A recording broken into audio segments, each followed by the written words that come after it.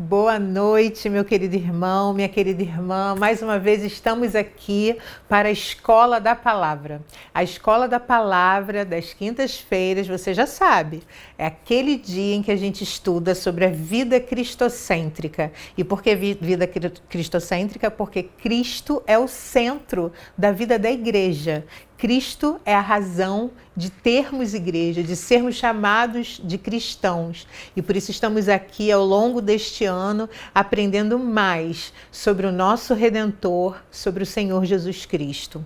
Nós temos outras escolas da palavra. A Escola da Palavra é a grande escola da Igreja das Américas, na verdade, né? E a gente tem estudos que acontecem às quintas-feiras, antes do culto, domingo de manhã, domingo à tarde e também na segunda-feira, nas segundas da palavra. Então nós temos toda uma organização, uma assessoria educacional cristã para estimular você a cada dia mais crescer na graça e no conhecimento de nosso Senhor e Salvador Jesus Cristo.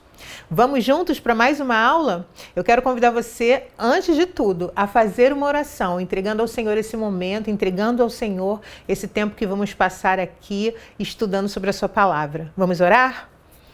Pai, em nome de Jesus, eu quero te agradecer pelo privilégio de sermos chamados seus filhos. Muito obrigada, Senhor, porque Tu amaste a cada um de nós e por ser um amor tão grande, tão incomparável, Tu te entregaste por nós, Senhor Jesus, morrendo em nosso lugar. Obrigada pelo Teu sacrifício. Mas obrigada também porque Tu não ficaste na morte, Senhor, mas o Senhor ressuscitou por amor a nós e um dia voltará para buscar a sua igreja. Prepara-nos, Senhor, nos ajuda, Senhor, nessa jornada para que a gente honre o Seu nome a cada dia, aprenda mais de Ti e tenha uma vida digna de filhos de Deus. Muito obrigada, Senhor, por Tua presença no meio de nós. Abençoa cada irmão, a cada irmã que está aqui assistindo essa aula, que está participando no chat. Senhor, que a Tua graça, que a Tua presença estejam também sobre eles. Em nome de Jesus. Amém.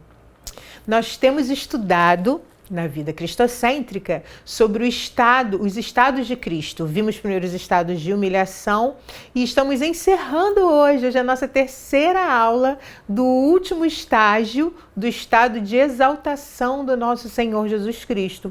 Nos estados de exaltação, você sabe, né? Nós aprendemos primeiro sobre a ressurreição, passamos pela ascensão, falamos sobre a seção à destra de Deus e agora estamos concluindo o tema falando sobre a volta-vinda, a volta física de Jesus. Volta-vinda não dá, né? Volta física de Jesus. E aí você sabe que a gente sempre começa fazendo uma revisão da última aula, não é? Para ficar bem fresquinho. E nesse tempinho eu peço que você pegue seu caderno, pegue sua caneta, pegue seu lápis para fazer as anotações, pegue a Bíblia, acima de tudo, para a gente fazer anotações, porque é muito importante que numa escola a gente registre aquilo que está aprendendo para poder consultar posteriormente, continuar estudando o tema, tá bom? Na aula passada nós falamos sobre a maneira da volta de Cristo e vimos que como se dará essa volta? Essa volta será física, será visível e será pessoal. E lemos vários versículos que solidificam para a gente essa certeza de que o Senhor voltará pela segunda vez da mesma forma como ele foi visto ascender aos céus, ele descerá. Então essa volta se dará de forma visível, de forma pessoal, de forma física. E discutimos um pouquinho sobre o tempo, né? Qual é o tempo da promessa? Quando vai acontecer essa volta física de Jesus? E chegamos à conclusão de que ficamos com a Bíblia, sempre ficamos com a Bíblia. Não nos interessa ficar discutindo e fazendo previsões e julgamentos para ver quem acerta quando vai ser a volta de Jesus, porque na verdade somente Deus sabe disso. Tudo está sob o controle do Senhor. O mais importante é a gente confiar que quem fez a promessa é fiel e ela há de se cumprir no devido tempo e quem sabe esse devido tempo é o nosso Senhor Deus. Amém? Vamos continuar hoje falando um pouquinho sobre o propósito da sua volta. Né? Nós já vimos os termos que se referem à volta de Jesus, falamos da parousia, falamos do Apocalipse, falamos da Epifania, falamos da importância dessa vinda como sendo a culminância de toda a história redentora do Senhor Jesus e hoje encerramos falando sobre o propósito da sua volta.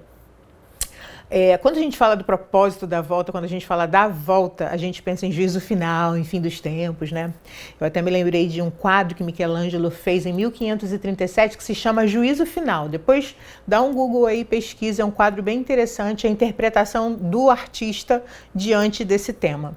Mas quando a gente olha à luz da Bíblia, a gente percebe que a volta de Jesus, essa volta física de Jesus, tem dois grandes objetivos: julgar o mundo e aperfeiçoar a salvação de seu povo.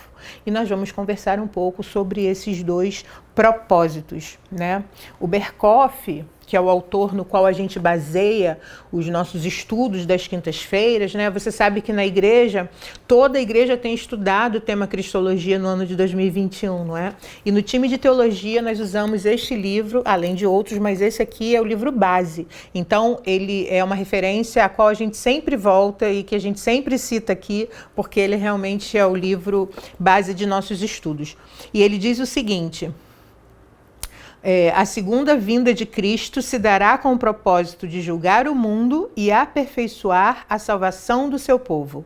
Anjos e homens, vivos e mortos, todos comparecerão perante ele para serem julgados segundo o registro que deles terá sido guardado. E a gente tem alguns textos bíblicos que falam sobre essa segunda vinda, sobre essa forma que o Senhor Jesus utilizará para julgar o mundo. Vamos a Mateus? Quero convidar você a abrir sua Bíblia em Mateus 24 e vamos ler os versículos 30 e 31. Mateus 24, versículos 30 e 31. O subtítulo dessa parte do capítulo 24 é A Vinda do Filho do Homem. E o versículo 30, Mateus 24, 30, diz assim: Então aparecerá no céu o sinal do Filho do Homem. Todos os povos da terra se lamentarão e verão o Filho do Homem vindo sobre as nuvens do céu com poder e muita glória. E ele enviará os seus anjos com um grande clangor de trombeta, os quais reunirão os seus escolhidos dos quatro ventos, de uma a outra extremidade dos céus. Esse é um trecho interessante porque algumas pessoas entendem, né, esse texto, esses versículos, como representando a derrota, né, dos seguidores de Satanás, a vingança do Filho do Homem e também a expansão do Evangelho a todo o mundo. Que aconteceu simbolicamente na destruição de Jerusalém. Ou seja, compreendem que essa referência do sermão profético, Jesus está falando de algo que já aconteceu, né?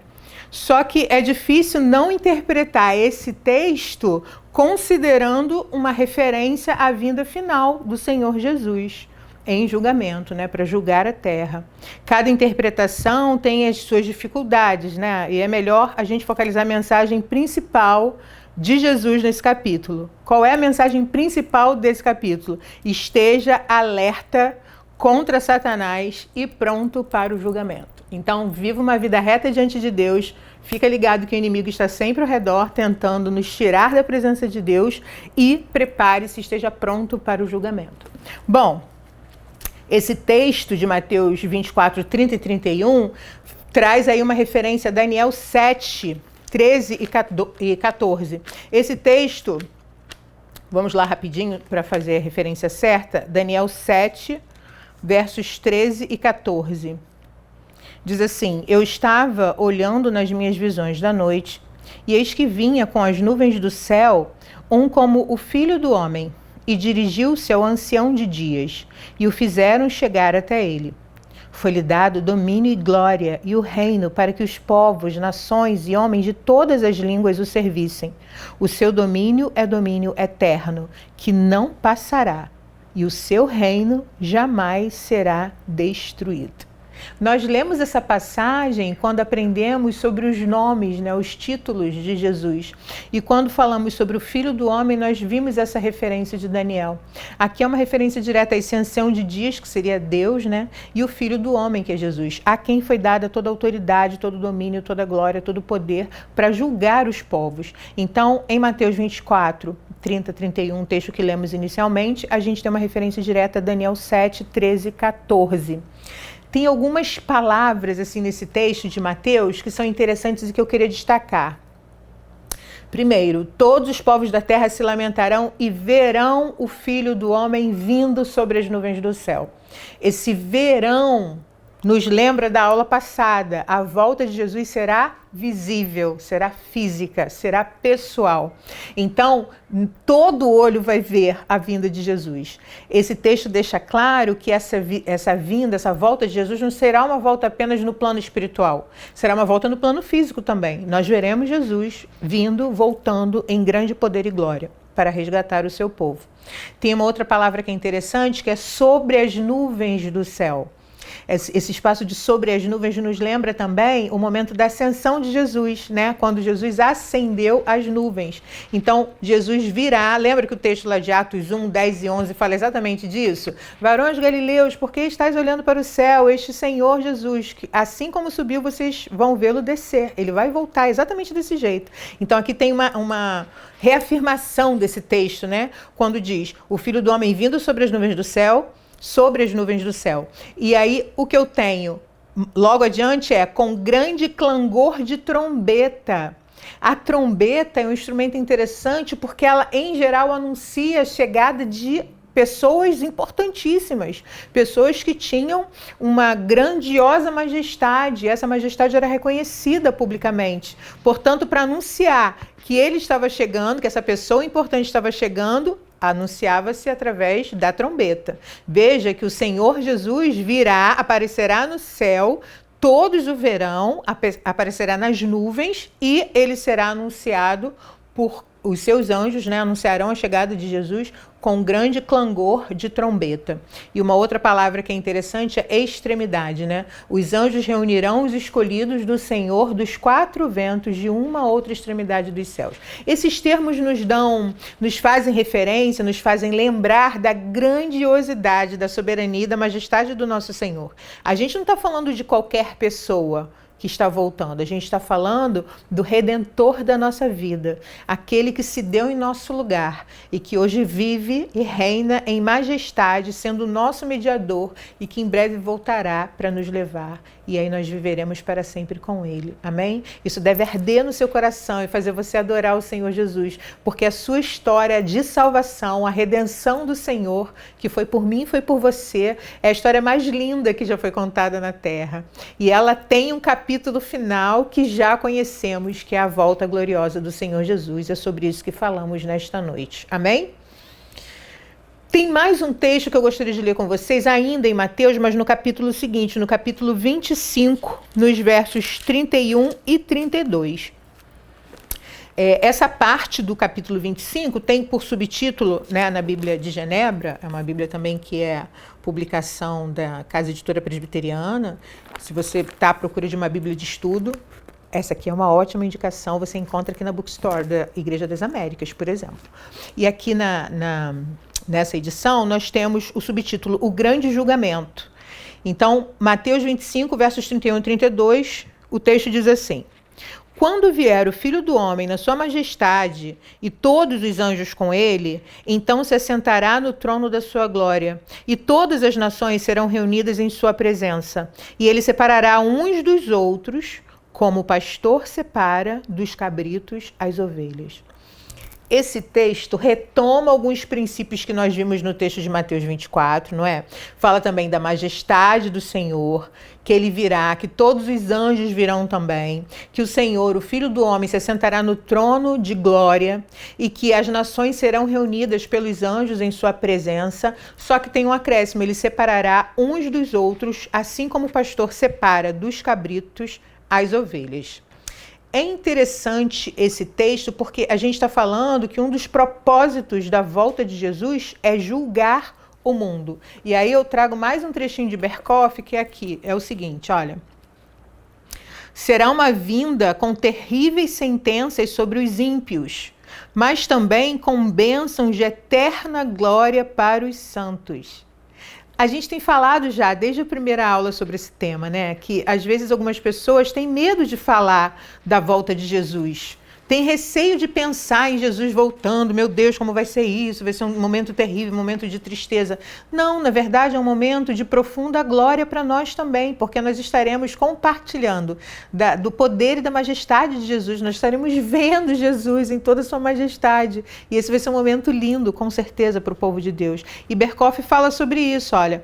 Mas não vai ser um momento lindo para todo mundo. Veja, será uma vinda com terríveis sentenças sobre os ímpios, mas também com bênçãos de eterna glória para os santos. É disso que fala o texto de Mateus 25, 31, 32. A gente vai continuar a leitura do texto e você vai ver que esse momento de felicidade, de glória, né, para os santos, para os servos de Deus, é um momento muito especial. Mas a gente não pode esquecer que haverá essa separação. Assim como o pastor separa por um lado os cabritos, por outro lado as ovelhas, o Senhor Jesus também, quando vier julgar o mundo, ele separará de um lado aqueles que não o receberam como Senhor e Salvador de suas vidas, de outro lado aqueles que o receberam como Senhor e Salvador de suas vidas. A gente prossegue no texto e quando a gente continua a leitura de Mateus 25, a partir do versículo 33, indo até o 46, a gente observa que tem o segundo objetivo da vinda de Jesus aparece nesse trecho. Se o primeiro objetivo é julgar o mundo, o segundo objetivo da volta de Jesus é aperfeiçoar a salvação de seu povo. Ué, Simone, mas quando eu aceitei Jesus eu não já fui salva? Sim, só que a gente precisa cada dia se santificar, não é? A nossa santificação a cada dia confirma e desenvolve a nossa salvação. E essa salvação estará completa, com carga total, na volta do nosso Salvador, do nosso Redentor. Vamos voltar então ao texto de Mateus 25 e continuar a leitura? É um texto grande, mas é um texto que é muito importante a gente conhecer para a gente entender melhor esse objetivo da volta de Jesus, que é aperfeiçoar a salvação de seu povo. Eu paro aqui para beber água, você beber água também rapidinho. Vamos lá? Pronto, você que já está com o texto aberto, continuamos a leitura e diz assim, Mateus 25, de 33 a 46. Vou ler o 32, o finalzinho do 32, só para a gente lembrar como termina. Ó. Ele separará uns dos outros, como o pastor separa dos cabritos as ovelhas. E porá as ovelhas à sua direita, mas os cabritos à esquerda. Então dirá o rei aos que estiverem à sua direita. Olha o que o Senhor vai dizer. Vinde, benditos de meu Pai, entrai na posse do reino que vos está preparado desde a fundação do mundo, porque tive fome e me destes de comer, tive sede e me destes de beber, era forasteiro e me hospedastes, estava nu e me vestistes, enfermo e me visitastes, preso e fostes ver-me. Então perguntarão os justos, Senhor, quando foi que te vimos com fome e te demos de comer? Ou com sede e te demos de beber? E quando te vimos forasteiro e te hospedamos? Ou nu e te vestimos? E quando te vimos enfermo ou preso e fomos te visitar? O rei respondendo lhes dirá, em verdade vos afirmo que sempre que o fizestes a um destes meus pequeninos irmãos, a mim o fizestes. Então o rei dirá também aos que estiverem à sua esquerda, apartai-vos de mim, malditos, para o fogo eterno, preparado para o diabo e seus anjos. Porque tive fome e não me destes de comer. Começa a sentença contrária, né? Tive sede e não me destes de beber. Sendo forasteiro, não me hospedastes. Estando nu, não me vestistes. Achando-me enfermo e preso, não fostes ver-me. E eles lhe perguntarão, Senhor, quando foi que te vimos com fome, com sede, forasteiro, nu, enfermo ou preso e não te assistimos? Então lhes responderá, em verdade vos digo que sempre que o deixaste de fazer a um destes mais pequeninos, a mim o deixastes de fazer. E irão estes para o castigo eterno, porém os justos para a vida eterna. É um texto duro, né, meus irmãos? É um texto que quando a gente para pensar e ler com atenção, pedindo a iluminação do Santo Espírito sobre nós, para a gente entender o que está escrito, a gente percebe que haverá uma divisão clara entre os justos e os injustos, entre os que servem a Deus e os que não servem, entre aqueles que decidiram viver uma vida aqui na terra, ainda que em meio a sofrimento, ainda que em meio a tribulações, mas honrando o nome de Jesus, e aqueles que decidiram que não valia a pena honrar o nome de Jesus. Neste dia final da volta física de Jesus, a gente vai ter uma separação. E essa separação tem a ver com o destino que cada grupo terá. Mas veja que o que difere um grupo do outro é uma coisa muito interessante. O Senhor Jesus fala de ações. Ele fala sobre: eu tive fome e vocês me dessem de comer, eu tive sede e vocês me deram de beber, eu precisava de abrigo e vocês me hospedaram, eu tive nu e vocês me vestiram. E aí perguntam para ele: ué, mas quando que nós fizemos isso? Eu não lembro de ter emprestado uma roupa para Jesus. Eu não lembro de ter dado água para Jesus beber. E a resposta dele é, em verdade, lá no versículo 40, o rei respondendo lhes dirá: em verdade vos afirmo que sempre que o fizestes a um destes meus pequeninos irmãos, a mim o fizestes. Queridos, aqui nós temos uma palavra que é muito importante para a nossa vida e que pode nos conduzir a um lado, à direita, ou a outro lado no dia final. Você está preparado pelo Espírito Santo para preservar na espera, independente do tempo que demorar? Quando a gente olha para o cenário à nossa volta, a gente pensa: Jesus vai voltar rapidinho. Mas nós não sabemos o tempo nem a hora e nem nos compete saber. Isso não é o nosso objetivo, né? Nós vimos isso na última aula. O mais importante é a gente saber para que ele vem e a quem ele vem buscar. E eu preciso estar, eu quero estar no meio daqueles que serão levados com o Senhor Jesus. Veja o que acontece. A gente precisa estar preparado a cada dia pelo Espírito Santo para que a gente se preserve e persevere nessa esperança. Que a gente não desanime no meio do caminho, que a gente não se deixe seduzir pelas paixões do mundo e ao nos deixar seduzir a gente acaba se afastando de Deus. Não, a gente precisa permanecer firmes nesse tempo de espera, porque aquele que fez a promessa é fiel. Nós vimos isso na última aula, no texto de 2 Pedro.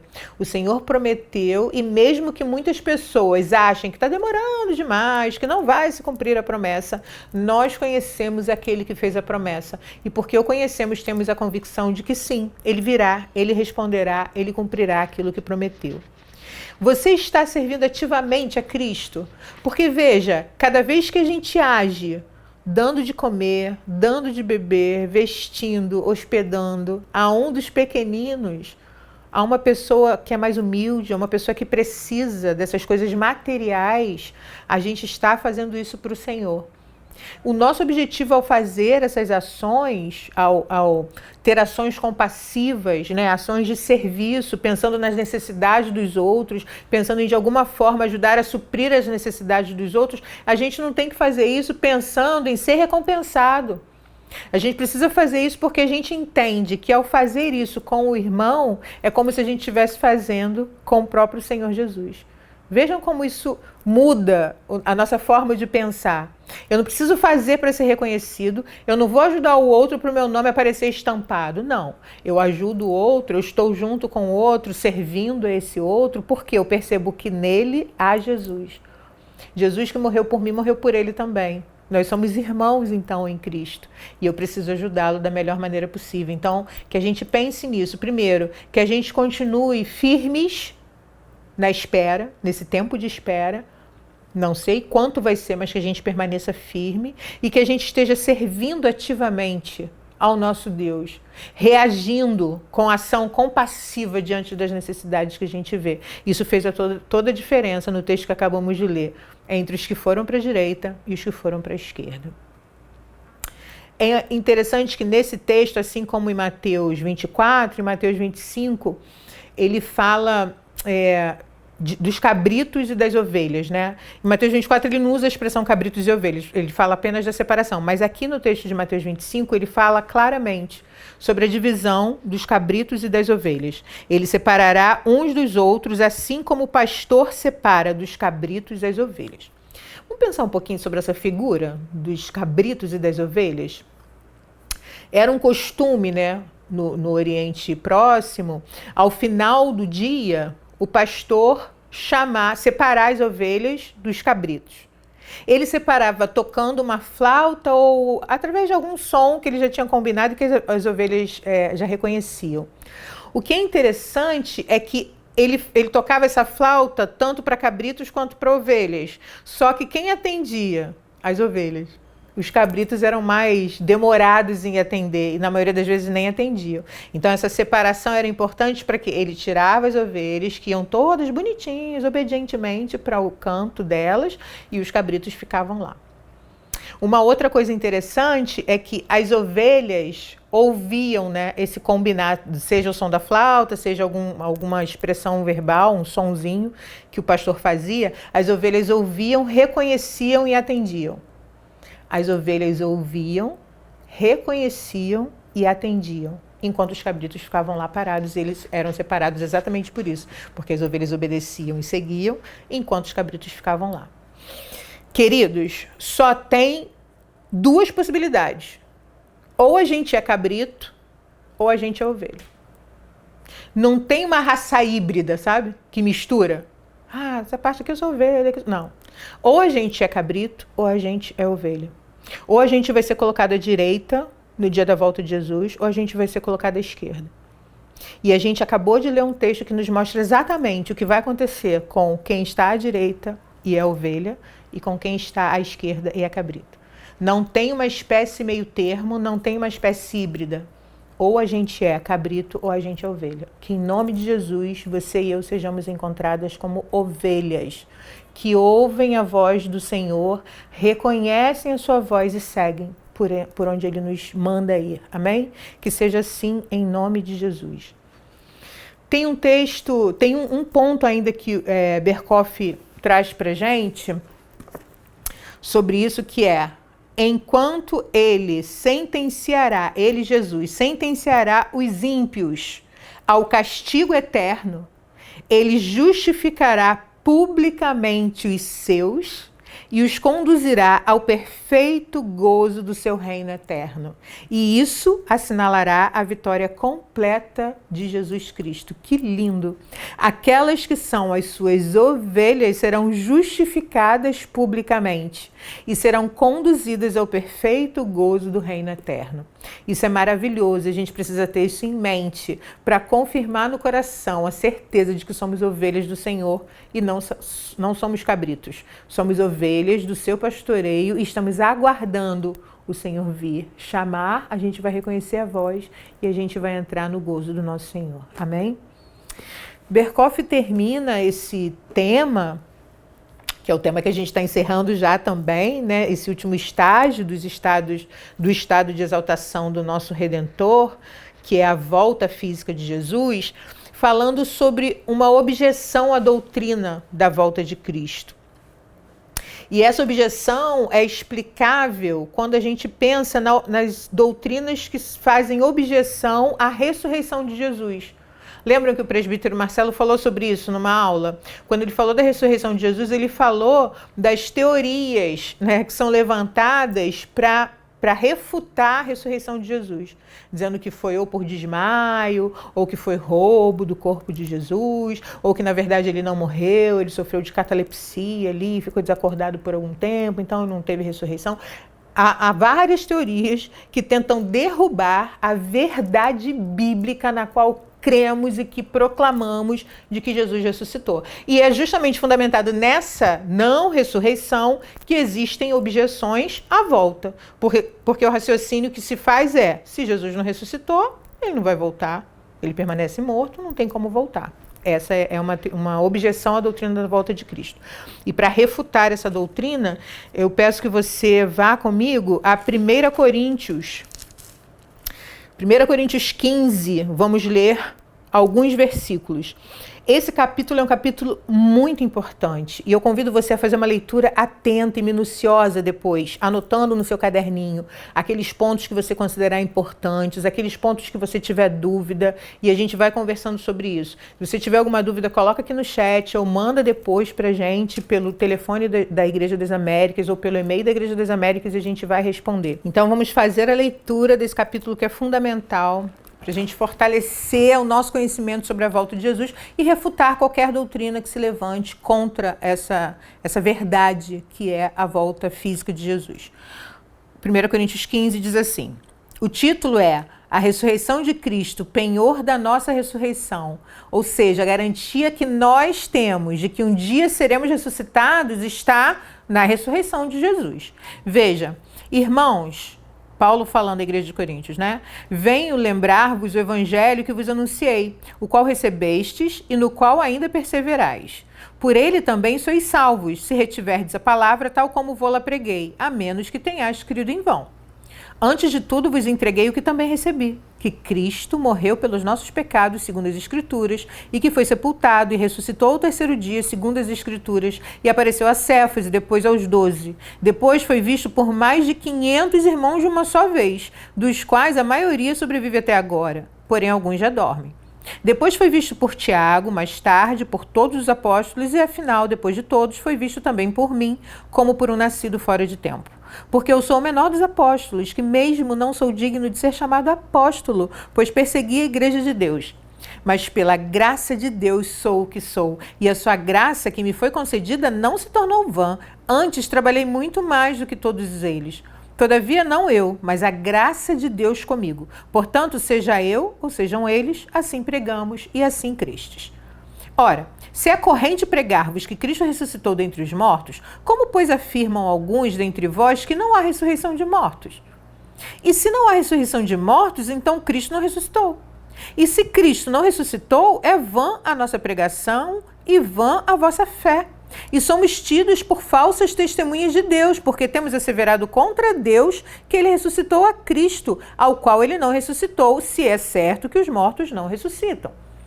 Porque se os mortos não ressuscitam, também Cristo não ressuscitou. E se Cristo não ressuscitou, é vã a vossa fé e ainda permaneceis nos vossos pecados. E ainda mais, os que dormiram em Cristo pereceram. E aí tem um versículo que eu amo demais. Se a nossa esperança em Cristo se limita apenas a esta vida, somos os mais infelizes de todos os homens. Mas, de fato, Cristo ressuscitou dentre os mortos, sendo ele as primícias dos que dormem.